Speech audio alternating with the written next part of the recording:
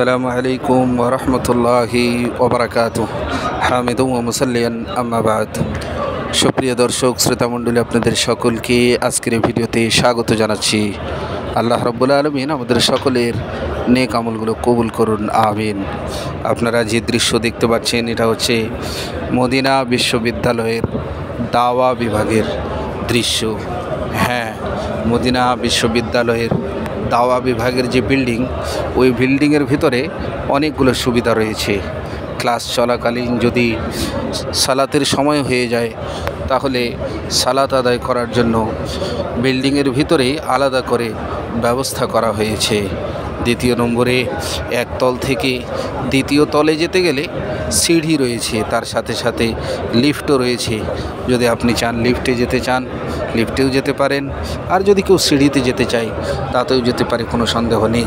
তারপরে ক্লাসরুমগুলোর মধ্যে প্রজেক্টর রয়েছে, অর্থাৎ মাঝে মধ্যে প্রজেক্টরের মাধ্যমেও ক্লাস করা হয়।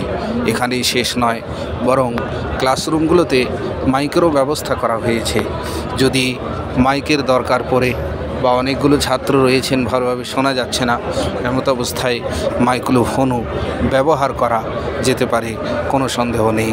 তাছাড়া এখানকার ভেতরের, এই বিল্ডিংয়ের ভিতরের যে বাথরুমগুলো, এই বাথরুমগুলোর পরিষ্কার পরিচ্ছন্নতা আপনাদের সামনে সূর্যের মতো উদিত, যে কি সুন্দর পরিষ্কার পরিচ্ছন্নতা রয়েছে এবং কোনো রকমের গন্ধ নেই। আলহামদুলিল্লাহ, আল্লাহ রাব্বুল আলামিন এই জামিয়ার কর্তৃপক্ষদের দীর্ঘজীবী করুন এবং আরও তাদেরকে কল্যাণমূলক কাজ করার তৌফিক দান করুন, আমিন।